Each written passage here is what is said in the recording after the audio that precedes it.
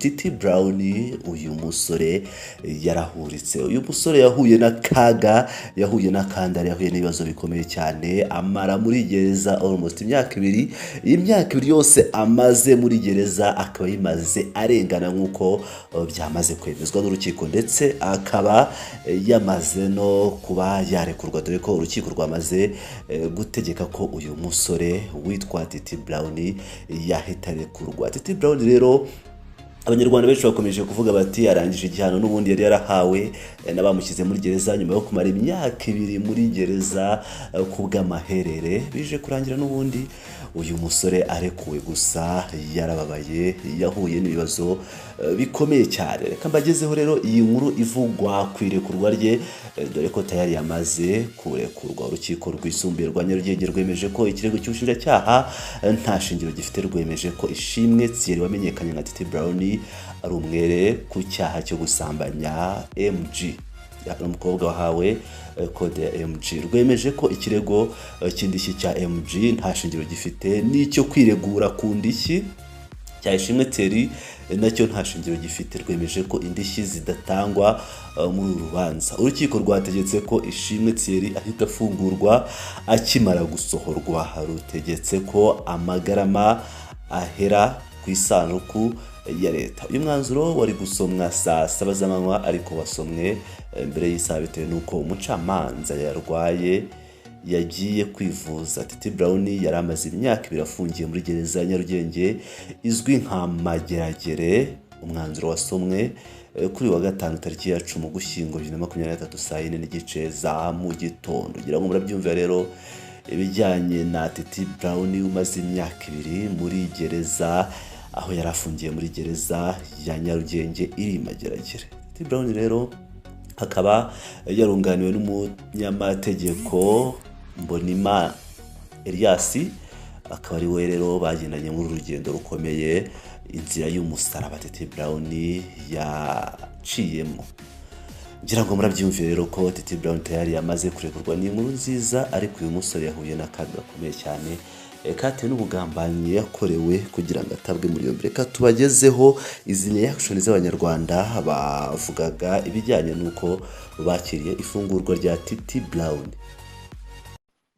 Asoje ibihano, ni igifungo ni ibihano. Titi asoje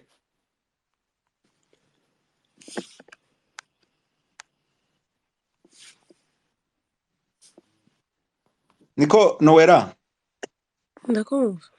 waba ni gute wewe wafungwa imyaka ibiri n'igice utegereje kuburana kandi baraguhaye iminsi 30 iyo kugira ngo bazasubire mu rubanza rwawe, bika iminsi 30 kazafata imyaka ibiri?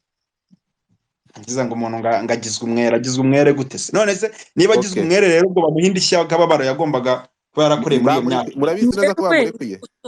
Ndi gusoma ibyo ndi nsomye ku Nyarwanda, baravuga ngo Inyarwanda se nyine nanjye nabajije ndabona si ibintu Nyarwanda yanditse nibyo cyangwa bari kumutumisleading, so ntabyo nzi,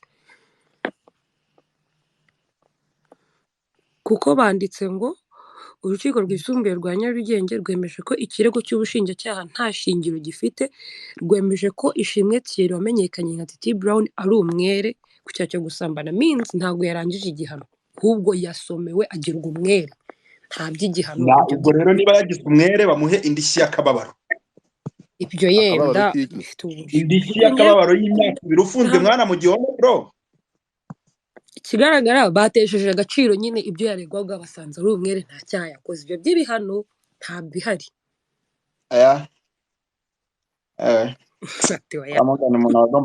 Umuntu agomba kugira umunyamategeko before yuko ajya no kuvuga. Nta gihano yarangije, agizwe umwere kandi bategeka ko ahita ataha.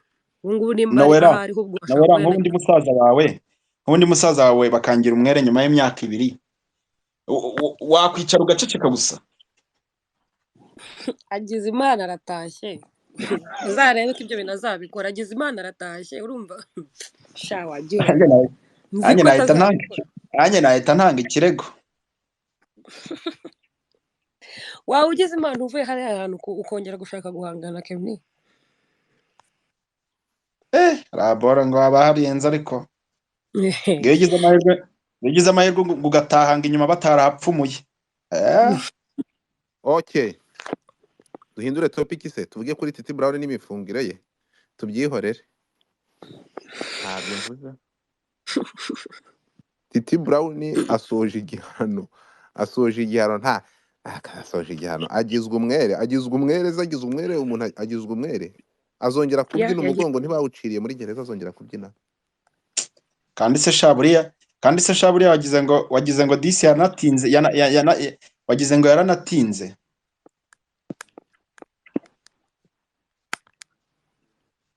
Nawera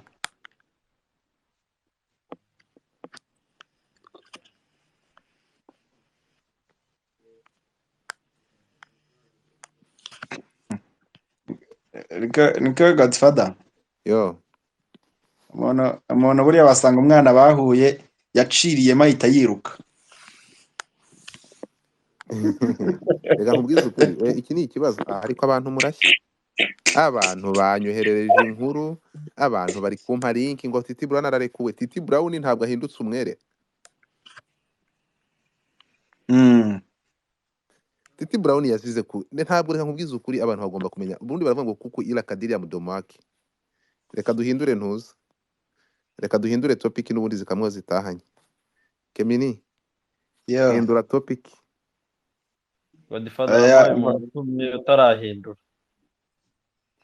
Hindura topic Kemini. Ni wowe wemerewe kuyihindura. Yihindure dore ndabona abantu barankuruye uretse gato abantu barankuruye mwana. We yayihindure ubundi zikamwe zitahanye. Urumva? Godfather wabaye umuntu umwe mbere yo guhindura. Urashaka kuvuga ngwiki? Urashaka kuvuga iki se mwana? Ngaho vuga Kamini kagihindura topic. Nowera?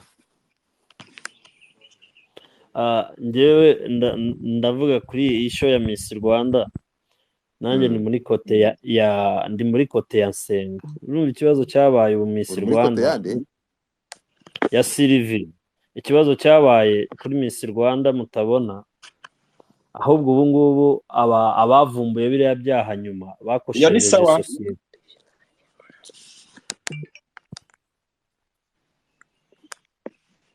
Oya ntango arangije ibihano mwana. Titi Brown arangije ibihano nyuma y'imyaka 2 afunze. Uzi Kemini Kamanze mbaza umunyamategeko niba Nsigeze akatirwa. Niba yitwa ufite amazi imyaka 2. Oya Kemini ntabwo arangije ibihano kuko harangiza ibihano urukiko yari kwa nyina. Oya umva nyine ni ukuvuga ngo ntango asoje ibihano kuko asoza ibihano urukiko rwakatiye igihano runaka. Ahubwo ni bya bindi abavoka bamaze igihe baburana bavuga mu Rwanda. Reka nsoze nyine ubanze unyumve. Ntabwo mwemerera ko muza kuturimanganya muri uyu munsi dukore tuganire. Oya iyi nuza yitayite yanditse ntabwo ariko Fado yanditse n'yanditse itayite. Oya kubiyandike muri space yanjye nabiryozwa ntacyo nuko Budi ubyibajije ukavuga ngo ese Titi Brown arangije ibihano nyuma y'imyaka 2 afunze. Ubyibaza byaba byo byumvikana. Ariko uvuze ngo Titi Brown ngo arangije ibihano nyuma y'imyaka 2 afunze. Ni ukuvuga ngo urakonfirime kandi urukiko akabazo nagashyizeho n'ibintu byoroshye. Ni ukuvuga ngo ntubona ubu ugiye ugafatiranga muntu ye ukadekarara ku irembo ushaka criminal record wasanga ari umwere. Ya miziro yose irinda umuntu wakatiwe n'urukiko igihano kirengeje amezi 6 ntimureba. Ahubwo iki gihe na cya kindi abavoka bamaze igihe baburana bavuga ngo ni gute nta muntu wemerewe kurenza igihe kiniki muri gereza umuntu yahanwa akamara iminsi 30 y'agateganyo. Hariho n'abamara imyaka 5. Ese ugira ngo iyo hatabaho itangazamakuru ngo habeho gusakuza habeho mwebwe mubivuga iki ahubwo yari kuba yakaburana? Oya, ahubwo ni ukuvuga ngo Titi Brown nyuma y'imyaka 2 agizwe umwere kandi nta muzamarira ashobora kubona kubera ko itegeko ntiryabiteganyije. Ni ukuvuga ngo si igihano ni igihe tuvuze ngo Godfather yakoze ibi tukamukatira imyaka 2. Urugero gahambirwa wakwitaza urugero tukamukatira urukiko rukamukatira imyaka 2 bajya kuburanisha rwa rubanza ku munsi wo gusoma urubanza bagasanga igihano cya Godfather cyari gihwanye n'imyaka 2 none ya myaka 2 ihuye n'iki na ya minsi agahita arekurwa kuko yayikoze, ariko wowe wa mugani nk'uko Noella yabivugaga akoze iy'ubuginga kandi ntabwo noneho ari nta ubuginga. tegeko Reka nkubaze nta- Titi Mm. Brown uzi ko yasubikiwe inshuro 6. ntabwo urimo wumva icyo twavuze y'ubuginga. Ni ukuvuga ngo ni ukuba ikintu cyamubayeho kidafite n'impozamarira imbere y'amategeko, kidafite kirengera, kidafite mbega, ni ukuvuga ngo ahubwo we ni ukuvuga ngo iriya minsi yose yabaye imfabusa mu buzima bwe, kuko itegeko ntiryagennye ko urukiko ntiruzasanga wararenganye mu gihe runaka byibura hari impozamarira. Bamaze igihe abavoka benshi babiburana babivuga no mu rukiko rw'ikirenga na hehe, kuko hari n'abuzuzaga imyaka 5 bazaga kumukatira bagasanga n'abandi ni rero umweru. uretse gato ubwo n'abandi nyine tuzabivuga uko